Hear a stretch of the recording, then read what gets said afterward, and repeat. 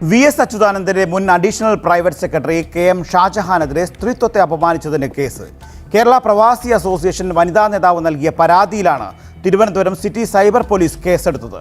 പ്രതിപക്ഷ നേതാവിനെയും പരാതിക്കാരിയെയും ചേർത്ത് ഷാജഹാൻ ഫേസ്ബുക്കിലിട്ട പോസ്റ്റിലാണ് ജാമ്യമില്ലാ വകുപ്പ് ചുമത്തിയത്.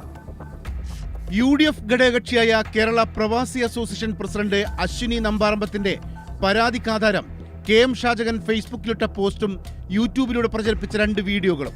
പ്രതിപക്ഷ നേതാവ് വി ഡി സതീഷിനൊപ്പം അശ്വിനി നിൽക്കുന്ന ഫോട്ടോ അശ്ലീല ചുവയുള്ള അടിക്കുറിപ്പോടെ ഷാജഹാൻ പോസ്റ്റ് ചെയ്തിരുന്നു.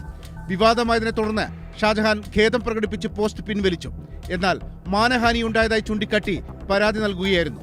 വി ഡി സതീശൻ പ്രത്യേക താല്പര്യമെടുത്ത് UDF-ലേക്ക് കൊണ്ടുവന്ന KPO-യുടെ പ്രസിഡന്റ് അശ്വിനി നമ്പാറമ്പത്ത് അത് രാജേന്ദ്രൻ വെള്ളപ്പാലത്തിന്റെ ഭാര്യയാണ്. അപ്പോൾ രാജേന്ദ്രൻ വെള്ളപ്പാലത്ത് പങ്കെടുക്കേണ്ട മീറ്റിങ്ങുകൾക്ക് രാജേന്ദ്രൻ അശ്വിനിയെ അയച്ചതുകൊണ്ടാണ് KPO UDF-ലേക്ക് എടുത്തത്. അപ്പോൾ പുള്ളി ആ പോസ്റ്റ് ആളുകൾക്ക് ഇട്ടുകൊടുക്കുകയാണ്. ബാക്കി നിങ്ങൾ പറഞ്ഞോളൂ. രാജേന്ദ്രൻ എന്ന് പറയുന്നത് എൻ്റെ അച്ഛൻ്റെ ഒരു ക്ലോസ് ഫ്രണ്ടാണ്. അപ്പോൾ ആളുടെ ഭാര്യയല്ല ഞാൻ.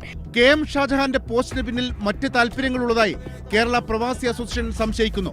ഈ പോസ്റ്റ് വന്നതിന് പിന്നാലെ നിലമ്പൂരിൽ PV അൻവർ നടത്തിയ വാർത്താ സമ്മേളനത്തിലും പാർട്ടിയെ അപമാനിക്കുന്ന പ്രസ്താവനയുണ്ടായതായി KPA ചെയർമാൻ പറഞ്ഞു.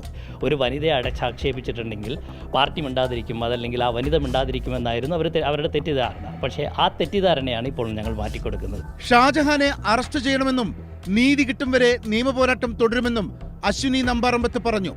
ഏഷ്യാനെറ്റ് ന്യൂസ്, തിരുവനന്തപുരം.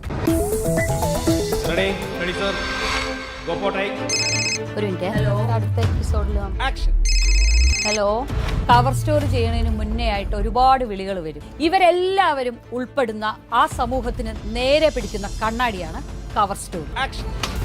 നമസ്കാരം, കവർ സ്റ്റോറിയിലേക്ക് സ്വാഗതം.